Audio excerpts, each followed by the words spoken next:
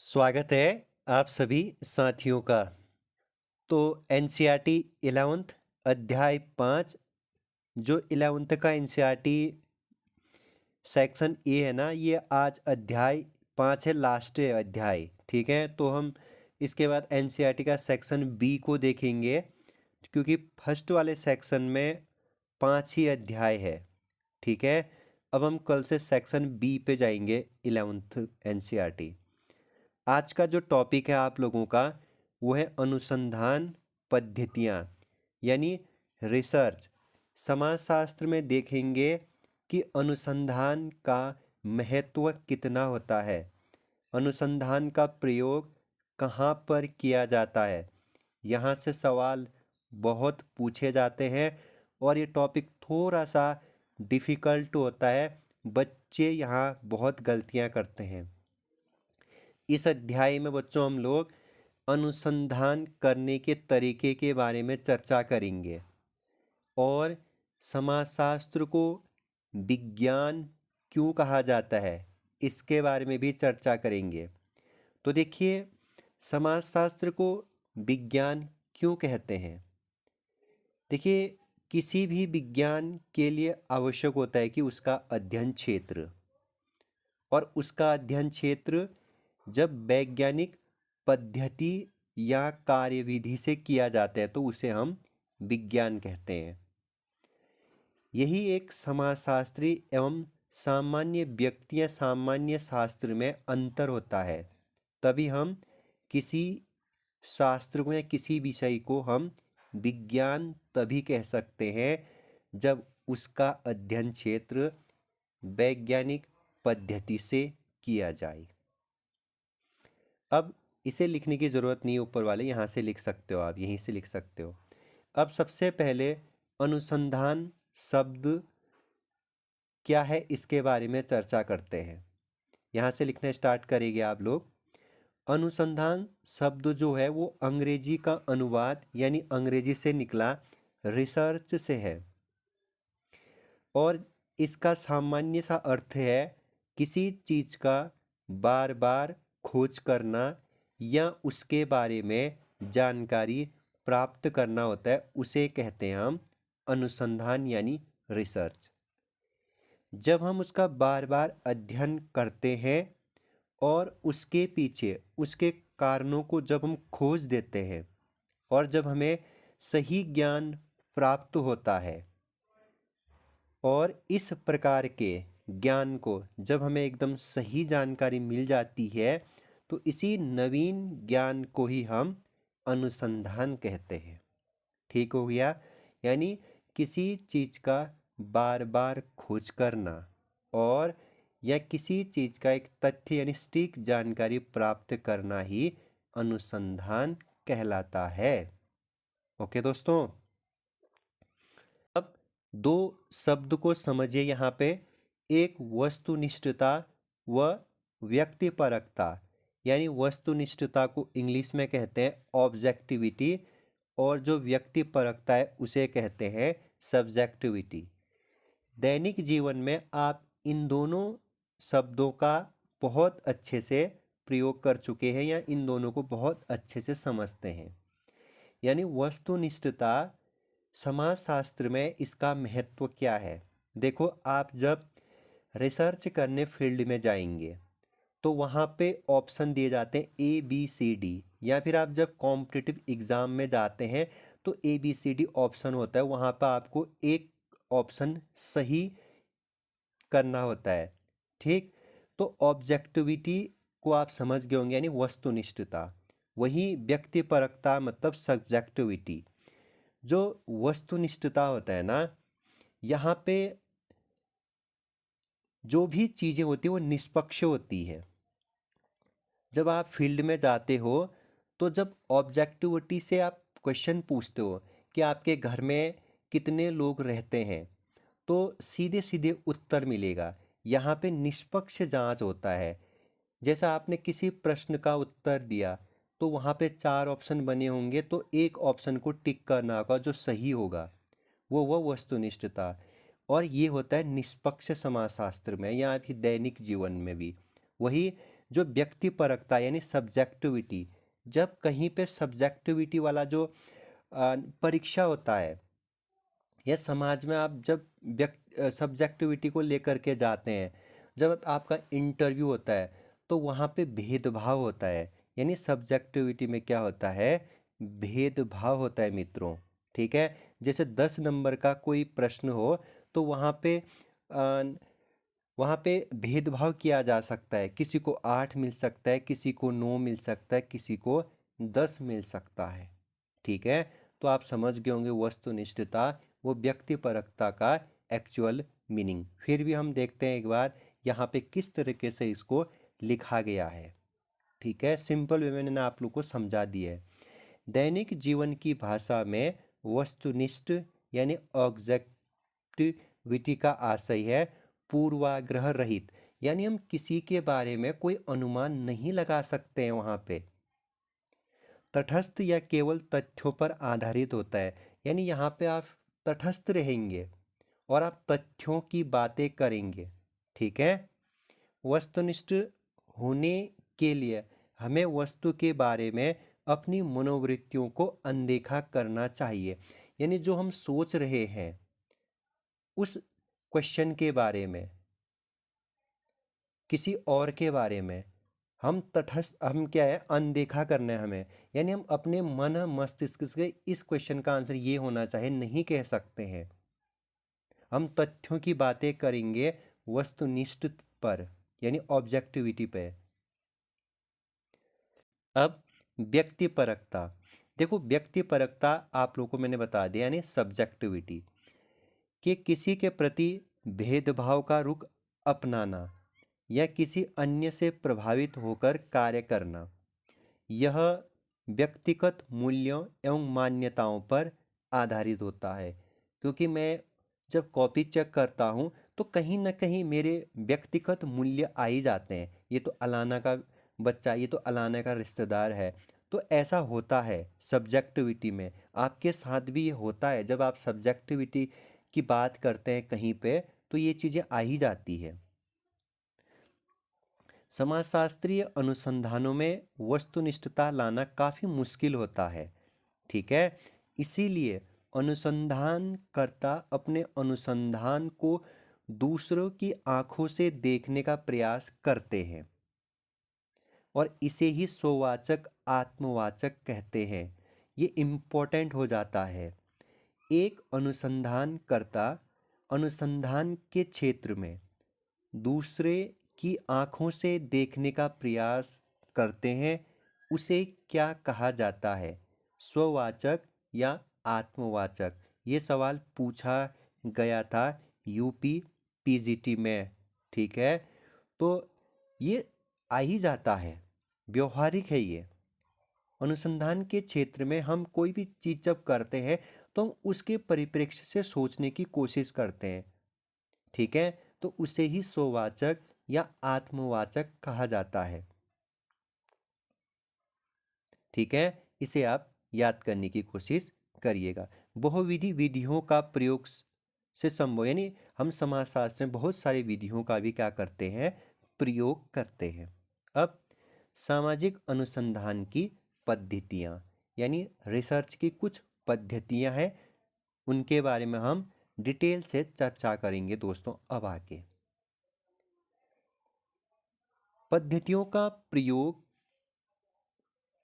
अनुसंधान विषय के अनुसार अलग अलग भी किया जा सकता है। पद्धतियाँ में रीतियाँ, हम यानी हम किसी चीज़ का रिसर्च किन किन पद्धतियों से कर सकते हैं।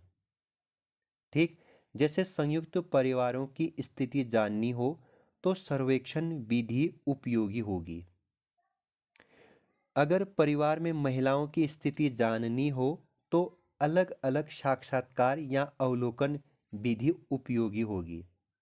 देखो, पद्धतियाँ का मतलब होता है हम किसी चीज़ को जानने की कोशिश करते हैं अनुसंधान के क्षेत्र में, तो हर क्षेत्र का अलग अलग पद्धति हो सकता है समाजशास्त्र में। जैसे उदाहरण के लिए मैंने कहा संयुक्त परिवार की मुझे स्थिति जाननी हो तो सबसे अच्छा विधि कहलाता है सर्वेक्षण विधि।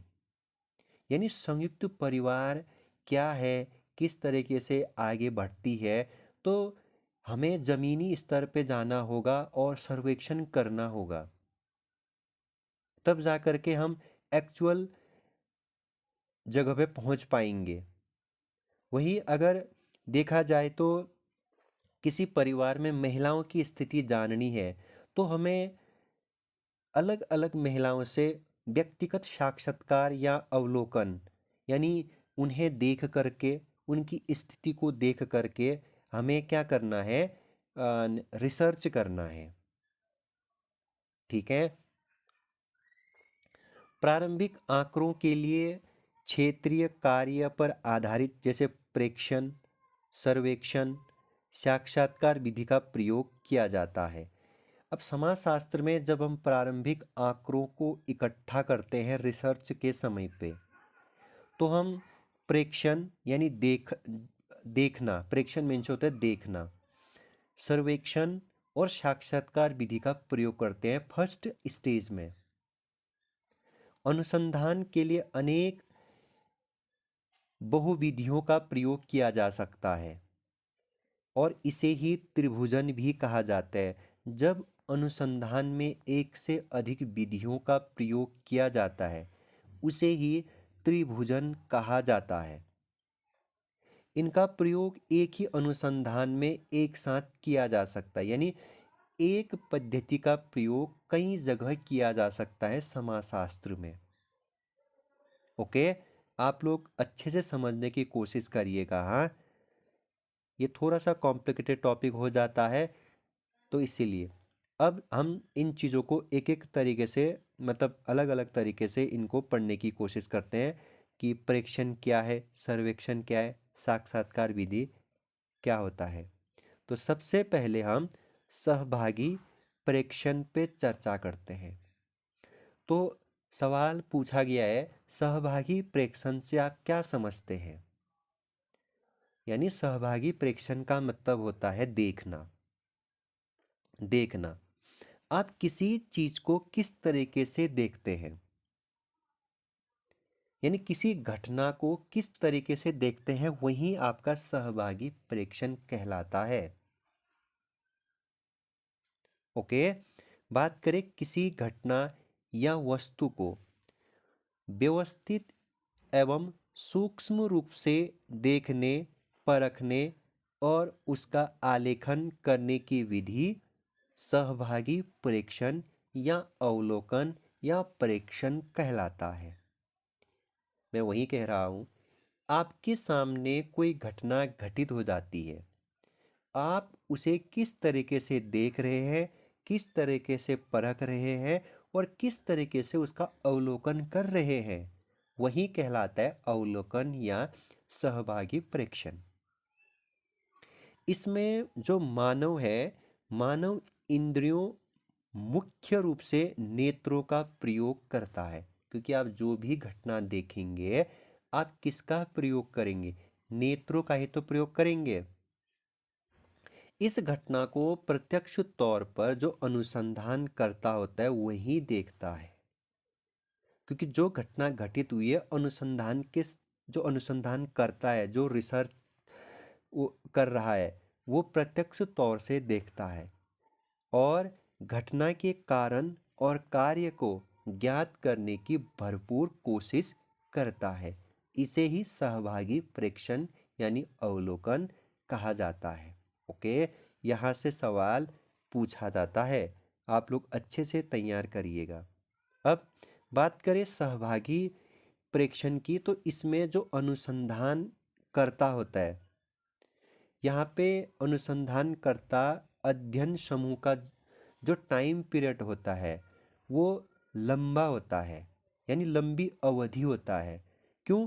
क्योंकि इसमें वो सक्रिय सदस्य बनता है, यानी वो फील्ड में जाता है और उसका अवलोकन करता है। ठीक है, और इसे ही सहभागी अवलोकन कहते हैं, मैंने आप लोगों को बता दिया। इसमें अंदर के निवासियों का वो बाहरी व्यक्तियों के तौर का अध्ययन भी किया जाता है। इसे क्षेत्रीय कार्य भी कहा जाता है। क्यों? क्योंकि ये क्षेत्र में जा कर के उन चीज़ों को समझ रहा है, देख रहा है, रिसर्च कर रहा है। ठीक। असहभागी अवलोकन में सक्रिय सदस्य नहीं बनता है। अगर आप रिसर्चर हो, आप किसी चीज़ पे रिसर्च कर रहे हो, अगर आपने उस टॉपिक पे किसी से सुना है, तो असहभागी अवलोकन में आप सक्रिय सदस्य तो नहीं बन सकते हैं, क्योंकि आप फील्ड में नहीं गए हो। इस पद्धति का लाभ यह है कि इसमें घटनाओं को घटित होते देखा जाता है, फिर अध्ययन किया जाता है सहभागी प्रेक्षण अवलोकन में। ठीक है। प्रारंभिक मानव शास्त्री जो थे, यानी रिसर्चर जो थे, वो किताबी विद्वान थे, लेकिन आधुनिक क्षेत्र में आज जो द्वितीय क्षेत्र के आधार पर अध्ययन करते हैं, यानी आज लोग रिसर्च के लिए फील्ड में जाते हैं। बात करें, जेम्स फ्रेजर ने द गोल्डन बॉय में लिखा है। द गोल्डन बॉय ने द गोल्डन बॉय किसकी किताब है? James Fraser. में द्वितीयक स्रोत का अध्ययन किया, यानी फील्ड में जा कर के। वही दूरखिम का अध्ययन भी है। हम जब व्यक्तिगत, जब हम हमारा जो थिंकर है वहाँ पे और अच्छे से इनके बारे में चर्चा करेंगे। व्यापक स्तर पर क्षेत्रीय कार्य करने वाले मानवशास्त्री मेलिनोवस्की इम्पोर्टेंट है, जिन्होंने समाजशास्त्र को व्यापक स्तर पे क्षेत्रीय कार्य करने वाले, यानी रिसर्च करने वाले प्रथम मानवशास्त्री कौन थे? मेलानोस्की। ठीक है, इसे आप याद रखिएगा, ये इम्पोर्टेंट प्रश्न है। किसने व्यापक स्तर पर क्षेत्रीय कार्य करने वाले के तौर पर समाजशास्त्रीय तौर पे जाने जाते हैं? मेलानोस्की को। वही जो मेलिनोवस्की है, वो पोलैंड के निवासी हैं। ठीक है। इन्होंने ऑस्ट्रेलिया में ट्रोबियांड द्वीप समूह में वहाँ की जनजाति के साथ 1.5 वर्ष बिताया, क्योंकि इन्होंने क्षेत्र में जा कर के रिसर्च किया, ऑस्ट्रेलिया में जा कर के ट्रोबियांड द्वीप समूह में, और वहाँ जा कर के 1.5 वर्ष वहाँ की इस जनजाति के साथ समय बिताया। अब क्योंकि जब आप फील्ड में जाते हैं तो काफ़ी चीज़ें सीखते हैं, अध्ययन करते हैं। तो अध्ययन के लिए उनकी भाषा सीखी और उन पर आधारित अनेक पुस्तकें लिखी, जो आज भी क्लासिकल मानी जाती है, यानी समाजशास्त्र रिसर्च पे बहुत अच्छी मानी जाती है। इस प्रकार का अध्ययन भारत में अंडमान निकोबार में मानवशास्त्री रैटक्लिफ ब्राउन ने भी किया है। तो सवाल, भारत के अंडमान निकोबार में किसने रिसर्च किया था क्षेत्रीय कार्य पर या क्षेत्रीय अनुसंधान कार्य पे? तो आप कहेंगे रैटक्लिफ ब्राउन ने। वहीं सूडान में इवांस प्रिचार्ड ने। ठीक है। मूल अमेरिकन जनजातियों का बोआस और समोआ पर मार्गरेट मीड ने। वहीं बाली पर जिन्होंने किया, क्लिफोर्ड ग्रीट्स ने अध्ययन किया है। ठीक है। वहीं भारत में एम.एन. श्रीनिवास द्वारा कर्नाटक के रामपुर गांव में उन्होंने वहाँ रामपुर गांव में रहे, वो 1 वर्ष रहे वो लगभग, और वहाँ पे अध्ययन किया और रिसर्च किया। ये उतने इम्पोर्टेंट नहीं है यहाँ पे, जो ये बोआस है और मीड है। तो यहाँ पे मूल अमेरिकन जनजातियों का अध्ययन किया इन्होंने। आपको अंडमान याद रखना है, एम.एन. श्रीनिवासन याद रखना है, और पोलैंड के निवासी मेलिनोवस्की को याद रखना है। ठीक है, ये काफ़ी महत्वपूर्ण हो जाते हैं। और भारत में एम.एन. श्रीनिवासन ने किस राज्य के किस गांव में रह कर के रिसर्च किया? तो आप कहेंगे कर्नाटक के रामपुर गांव में रह कर के। ओके। बात करें समाजशास्त्र में ऐसा कार्य अमेरिकी समाजशास्त्री विलियम फोर्टे वाइटे, अमेरिकी समाजशास्त्री है विलियम फोर्टे वाइटे ने कच्ची बस्ती की गैंग का अध्ययन किया है।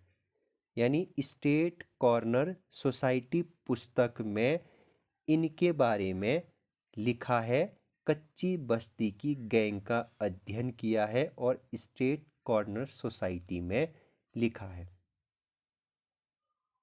ठीक है।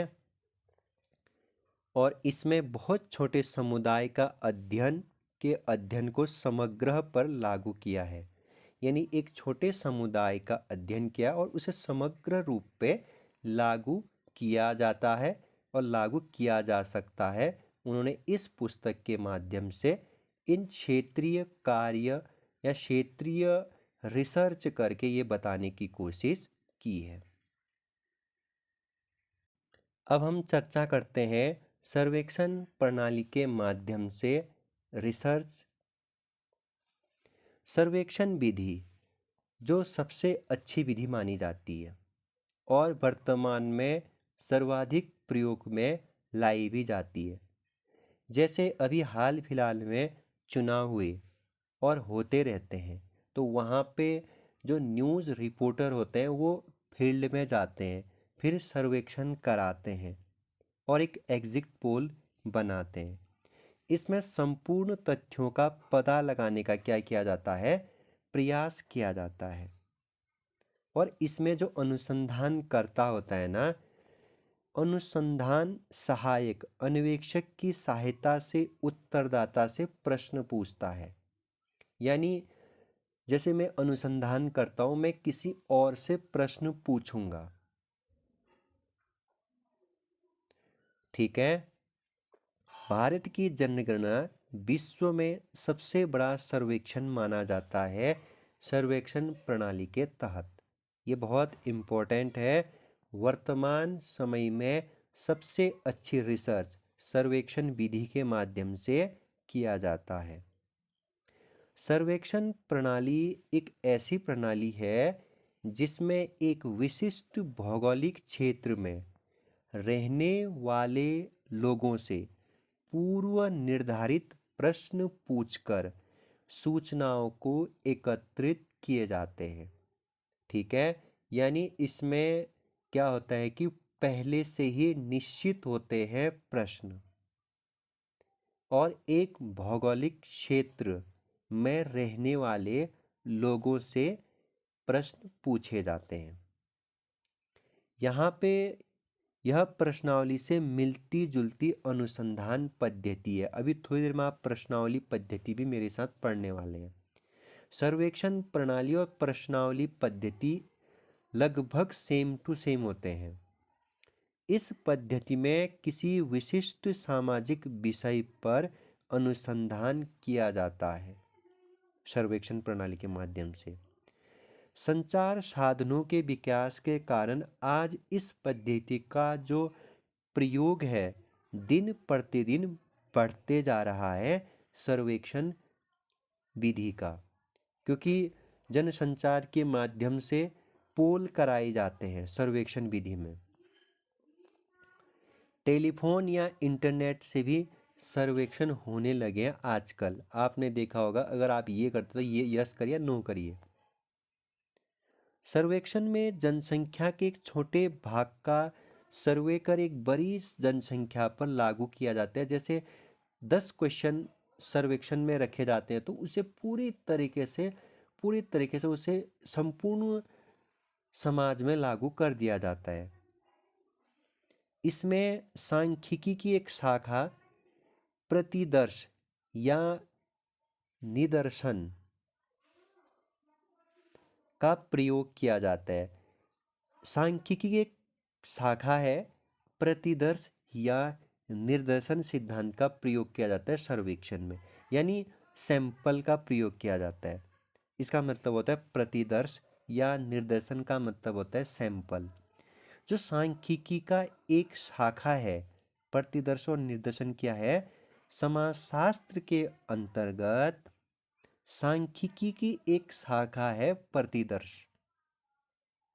या निर्दर्शन। सर्वेक्षण में इसका प्रयोग किया जाता है। बाद में चर्चा करेंगे प्रतिदर्श और निर्दर्शन पे अच्छे से। इसकी प्रमुख विशेषता प्रतिनिधित्व है। इसमें क्या होता है कि प्राप्त तथ्यों को समग्र पर लागू किया जाता है, लेकिन विषमता के कारण इसमें बाधा आती है, भिन्नता के कारण। समग्र एवं निर्दर्शन से प्राप्त जो निष्कर्ष होते हैं उसमें कुछ अंतर रहने की संभावना होती है। ठीक है, क्योंकि सैंपल एक जैसे नहीं होते। कई बार कहीं दूसरे जगह सैंपल जो सैंपल मिला और यहाँ से जो सैंपल मिला तो वो मिसमैच कर देते हैं। ठीक है, जिसे सीमांत त्रुटि या प्रतिदर्श की त्रुटि कहा जाता है। इसे बचने के लिए प्रतिदर्श का आकार बड़ा कर सकते हैं, जिससे सही प्रतिनिधित्व की संभावना बनी रहे।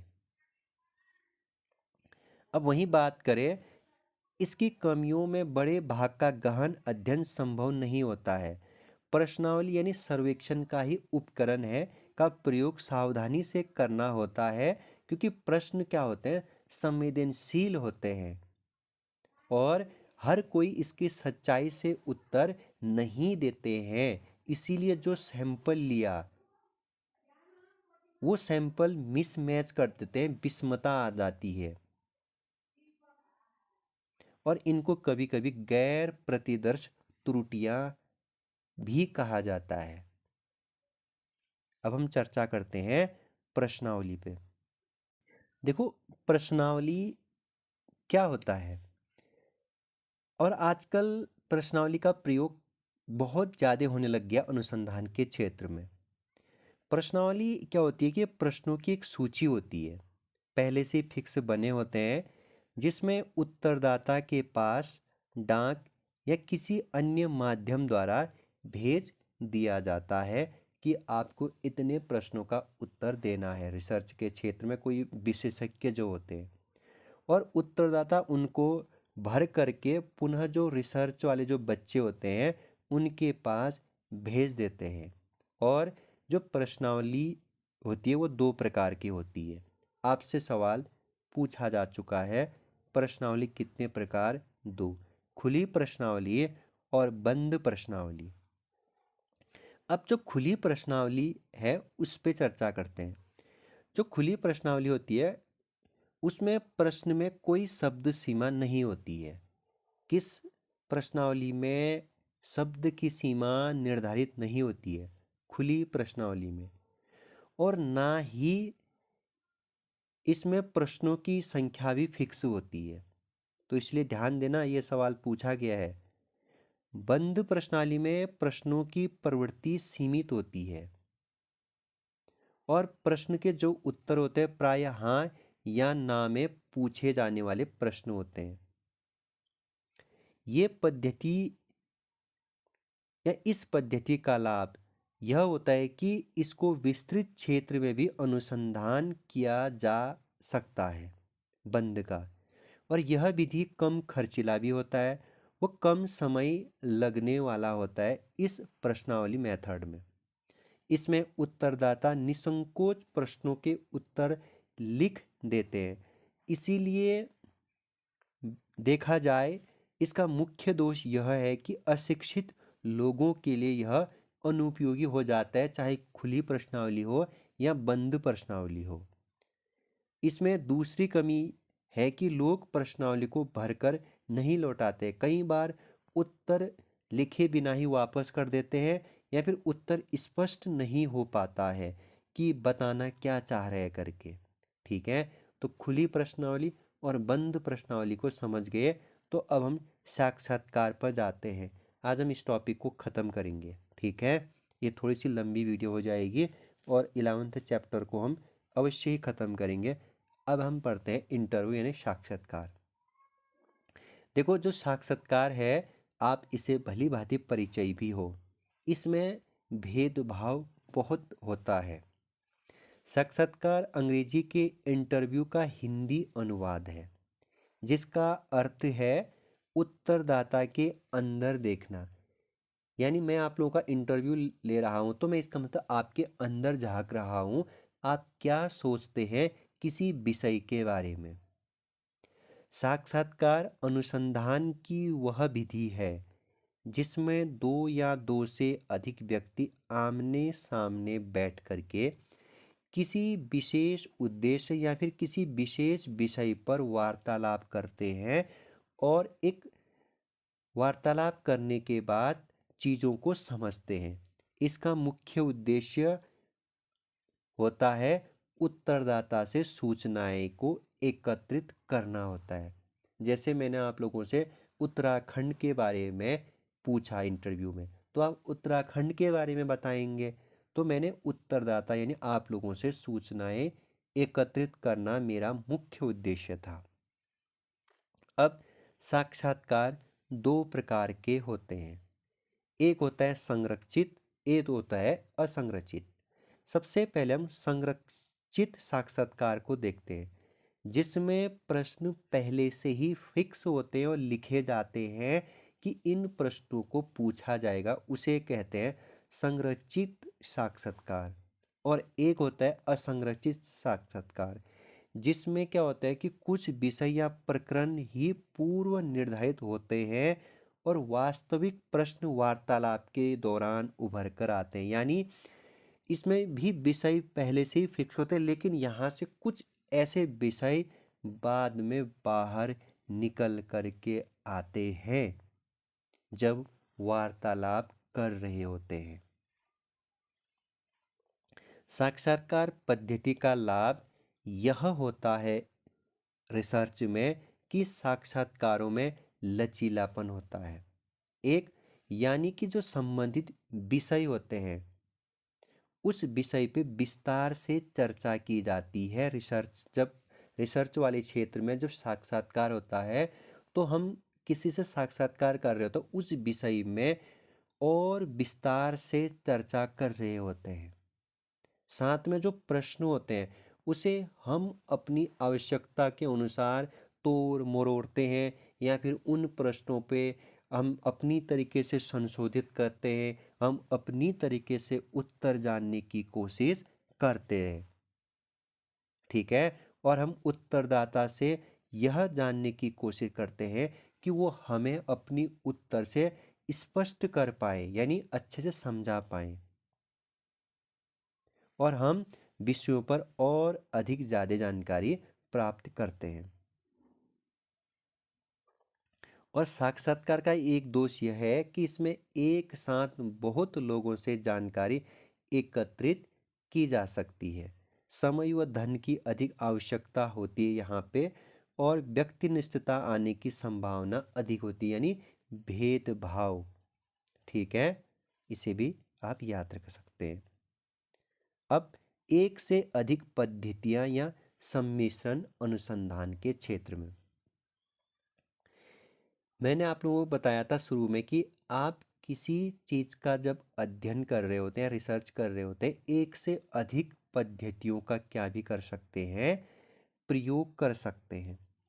आप एक ही शोध प्रश्न पर विभिन्न दृष्टिकोण से विचार करने के लिए बहुत से पद्धतियों का सम्मिश्रण भी कर सकते हैं। ठीक है। वस्तुतः इस सम्मिश्रण को अपनाने के लिए अक्सर सिफारिश की जाती है। उदाहरण के लिए बात करें, यदि आप सामाजिक जीवन में समाचार पत्र और टेलीविज़न जैसे जनसंचार के साधनों की बदलती हुई स्थिति के बारे में शोध कर रहे हैं, तो आप सर्वेक्षण और ऐतिहासिक पद्धतियों को एक साथ अपना सकते हैं। देखो, अगर आप वर्तमान समय में आप सामाजिक जीवन में जैसे समाचार पत्र और टेलीविज़न जैसे जनसंचार के साधनों में अगर आप क्या कर रहे हैं, शोध कर रहे हैं, तो आप सर्वेक्षण और ऐतिहासिक पद्धतियाँ जो नवीन पद्धतियाँ हैं, टेक्नोलॉजी, इन पद्धतियों को भी एक साथ ले सकते हैं एक से अधिक पद्धतियों का प्रयोग कर सकते हैं। सर्वेक्षण आपको यह बतला देगा कि आज क्या हो रहा है, जबकि ऐतिहासिक पद्धति से आपको यह पता चलेगा कि पहले पत्रिकाएं, जो समाचार पत्र था, टेलीविज़न में किस तरीके से कार्यक्रम प्रस्तुत होते थे। अब हम लास्ट में पढ़ते हैं निदर्शन या प्रतिदर्शन। जो मैंने आप लोगों को पहले ही बताया कि जो निदर्शन है और प्रतिदर्श है वो क्या होता है, एक सैंपल होता है, ठीक है, सांख्यिकी का एक अंश होता है। जब अनुसंधान किया जाता है बच्चों, तो क्षेत्र व इकाइयाँ बहुत ज़्यादा हो जाती है। ऐसे में सभी का अध्ययन करना तो संभव नहीं होता है, लेकिन ऐसी स्थिति में उनमें से कुछ इकाइयों का चयन किया जाता है और इस प्रक्रिया को ही निर्दर्शन कहते हैं या प्रतिदर्श कहा जाता है या सैंपल कहा जाता है। क्योंकि जब आप रिसर्च कर रहे हो तो आपके पास बहुत सारे क्या हो जाते हैं कि इकाइयाँ हो जाती है, लेकिन उसमें से कुछ ही सैंपल आप सेलेक्ट करते हो। यह चयन एक स्वाभाविक रूप से किया जाता है, तो इसे देव निद दर्शन कहते हैं। देव निद दर्शन भी कहा जाता है इसे। इसे यादृच्छिकरण भी कहा जाता है। ये सवाल पूछा गया था, निद दर्शन या प्रतिदर्श को किस नाम से भी जाना गया है, यादृच्छिकरण भी कहा जाता है। इसे आप याद रखिएगा। अगर सुविधा के आधार पर किया जाता है तो इसे सुविधाजनक निर्दर्शन भी कहा जाता है। ओके, लास्ट पॉइंट है, एक वर्ड यहाँ पे, प्रतिबिंबिता, यानी एक अनुसंधानकर्ता की वह क्षमता जिसमें वह स्वयं का परीक्षण और विश्लेषण करता है। प्रतिबिंबिता का मतलब क्या होता है कि जो अनुसंधान करता है, जब वो अपनी क्षमता का स्वयं क्या करता है, परीक्षण और विश्लेषण करता है, यानी अवलोकन करता है, उसे ही कहा जाता है प्रतिबिंबिता। ओके, तो ये था हमारा class 11th NCERT section A, और आज मैं ख़त्म करने की इसे घोषणा करता हूँ। तो अब क्लास 11th के एक या दो वीडियो एमसीक्यू की आएगी, ठीक है, और कल से मैं 11th का सेक्शन बी भी पढ़ाऊँगा, एमसीक्यू का भी अपलोड करूँगा, ठीक है। तो यहाँ तक आप सबसे पहले अच्छे से नोट्स बनाइए। 11th NCERT complete section A का आप लोग नोट्स बना लीजिएगा, और जो भी इन 11th एनसीईआरटी के अंतर्गत जब हम पढ़ रहे हैं या पढ़ चुके हैं, जो भी टॉपिक समझ में ना आया हो, टॉपिक के अंदर जो हेडिंग आप लोगों ने लिखा हो, चाहे सामाजिकीकरण हो, वस्तुनिष्ठता हो, व्यक्तिपरकता हो या सामाजिक विषय के क्षेत्र, जो भी ना आया उसे आप हाईलाइट करिए या फिर अलग से लिखिए। हम प्रॉपर लाइव क्लास में या फिर आप लिख करके मुझे भेज सकते हैं, मैं उस पर समझाने की कोशिश करूँगा, या फिर आप लाइव क्लास में उसे पूछिएगा। ओके, तब तक के लिए अपना ख्याल रखिएगा। 11th एनसीईआरटी का सेक्शन एक ख़त्म हुआ, अब हम बी सेक्शन में जाएंगे, ठीक है। तो बाय बाय।